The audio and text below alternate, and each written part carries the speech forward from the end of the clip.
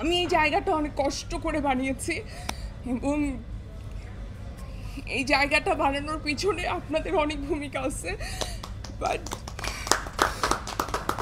আজকে যখন দর্শক এসে আসলে এগুলো বলছে, এই প্রশ্নের উত্তরটা সানি ভাই সবচেয়ে ভালো দিতে পারতেন, যে কেন সানি ভাই আসলে এই জায়গায় এই সাহসটা দেখিয়েছেন। কারণ এই চরিত্রটা সে চাইলেই একজন পুরুষকে নিয়ে করতে পারতেন, কারণ এই ইনভেস্টিগেটিং অফিসারটা বাস্তবে যে রিয়েল স্টোরিটা, যে ট্রু স্টোরিটা আছে, সেখানে ইনভেস্টিগেটিং অফিসারটা সানি সারোয়ার ভাই ছিলেন এবং সে এই কেসটা সলভ করেছেন। তো তার জন্য কিন্তু খুব স্বাভাবিকভাবে, এবং তার গত সিনেমাগুলো কিন্তু সবই একেবারে হচ্ছে পুরুষকেন্দ্রিক, মানে যে সব প্রধান চরিত্র পুরুষ।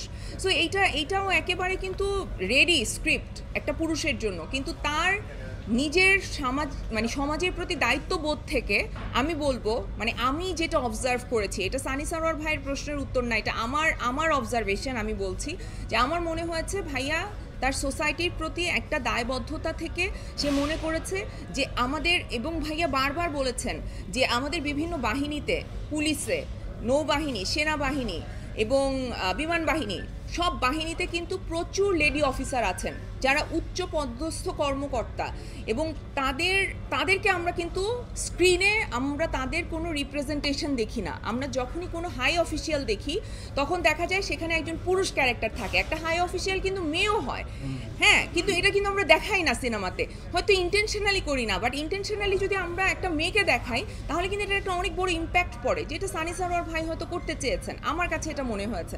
এবং সানি সারোয়ার ভাই যখন আমার কাছে এই ক্যারেক্টারটা নিয়ে আসে, আমি তখন সানি সারোয়ার ভাইকে বলেছিলাম যে ভাইয়া, আমি আপনার কাছে যে কী পরিমাণে কৃতজ্ঞ যে আপনি আপনার জায়গা থেকে আপনি এমন একটা সাহস করেছেন যেটা আমাদের ইন্ডাস্ট্রিতে অন্য অনেক প্রোগ্রেসিভ ডিরেক্টরের কাছ থেকে আমি পাই নাই। আমি অনেকবার বলেছি তোমরা সাহস করো, তোমরা সিনেমা বানাও। আমি বলছি যে দর্শক রেডি, চলো আমরা করে দেখি, কেন করছো না? কিন্তু আমি এই সাহসটা অন্য কাউকে করতে দেখিনি, আমি সানি সারোয়ার ভাইকে করতে দেখেছি, এবং সে সেটাতে সফল কতটুকু হয়েছে এটা আপনারা রিভিউ দেখে বুঝতে পারছেন। আপনার প্রশ্নেই সেটার উত্তর ছিল যে একটা নেগেটিভ রিভিউ আপনারা পান নাই, এবং প্রত্যেকটা দর্শক তার ইমোশনালি কানেক্ট করছে, ইভেন নারীরা তো করছেই, ইভেন প্রত্যেকটা পুরুষ এইটার প্রশংসা করছে, তারা বলছে এরকম সিনেমা আরও হওয়া দরকার। সো আমি মনে করি একটা সমাজ এগিয়ে যাওয়ার জন্য নারী পুরুষকে পাশাপাশি হাঁটতে হবে, এবং আমাদের সিনেমাটা আমাদের অডিয়েন্সকে এই জায়গায় আনতে পেরেছে।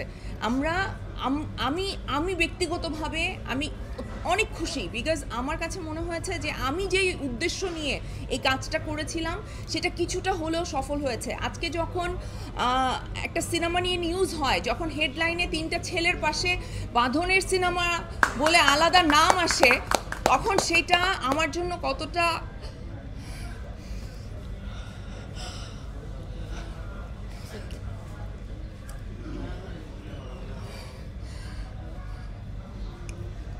আমি এই জায়গাটা অনেক কষ্ট করে বানিয়েছি, এবং এই জায়গাটা বানানোর পিছনে আপনাদের অনেক ভূমিকা আছে। বাট আজকে যখন দর্শক এসে আসলে এগুলো বলছে যে এইরকম গল্প হওয়া উচিত, আমরা মেয়েদের এরকম স্ট্রং ক্যারেক্টার দেখতে চাই স্ক্রিনে, মেয়েরা ফাইট করছে, মেয়েরা কোনো একটা মার্ডার মিস্ট্রি সলভ করছে, আমরা এগুলো দেখতে চাই স্ক্রিনে, তখন আমার মানে কেমন লাগে এটা শুধু আমি বলতে পারি। আমরা এইখানে যারা আছি তারা নিজের খরচে আমরা হলে হলে যাচ্ছি, আমরা মানুষের সাথে ইন্টারঅ্যাক্ট করছি, শুধুমাত্র এই যে ভালো লাগাটা, এই যে শান্তিটা, এটা নেয়ার জন্য। আমরা সারা দিন বাইরে থাকি, মানে আমি প্রত্যেকটা হলে প্রত্যেক দিন যাই, কারণ আমার কাছে মনে হয় যে আমি হয়তো কোটি কোটি টাকা দিয়েও আমি এই আনন্দ, এই ভালোবাসা আমি পাবো না।